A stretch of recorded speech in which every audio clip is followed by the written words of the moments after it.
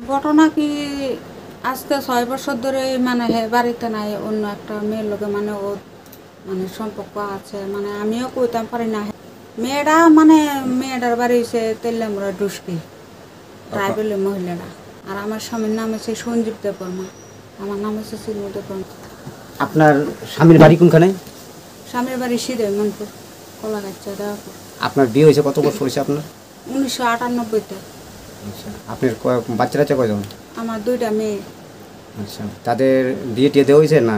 বিয়ে দেওয়া হয়েছে, আমি কষ্ট মষ্ট করে দিছি। হ্যাঁ, এটার ভিতরে কোনো আমার মানে একটু সাহায্য করছে না। নিজের থেকে হ্যাঁ তৈরি করছে, মনে করেন এই বাড়িতে এলে ঝামেলা করতো, আমার মারধর করতো, বন্ধন লিয়ে দে, এই লিয়ে দেবো সে লিয়ে দেবো। আমি হ্যাঁ 6টা বন্ধন লিয়ে দিছি। লয়ে দেওয়ার পরে হ্যাঁ কি হচ্ছে গাড়ি কিনছে, প্রথম একটা মারুতি গাড়ি কিনছে, এটা বিক্রি করছে কইরা আবার একটা ওয়াগানার গাড়ি কিনছে। এই সময় আমি 1.5 লাখ টাকা লয়ে দিছি পরে রাত্রেবেলা মায়েরা কি হচ্ছে হে আমার চুকুস টুকুস বাইঙ্গা 1.5 লাখ টাকা লয়ে হয়ে গেছে বাড়িতে। যার পরতে আমি হেলোগা আর কোনো ফোনে যোগাযোগ নাই, আর কোনো মতে মানে হেরে খুঁজা পাই না, হে কোন জায়গার থাই মানে এটাই বাইর করতাম। ঘটনাটা মনে করেন খবর পাইছি যে আমি বেশি দিন হয়েছে না, হে যে শামলি বাজার কোয়ার্টারে থাই মহিলাটারে লিয়া। এরপরে খবর পাওয়ার পরও আমি গেছি। আপনার স্বামী কি করে? আমার স্বামী একজন স্কুলের শিক্ষক। আচ্ছা, কোন স্কুলের নাম কি? স্কুলের নাম হচ্ছে রামকৃষ্ণ বিদ্যা মন্দির আশ্রম। কোনখানে এটা? গাঙ্গালটোক।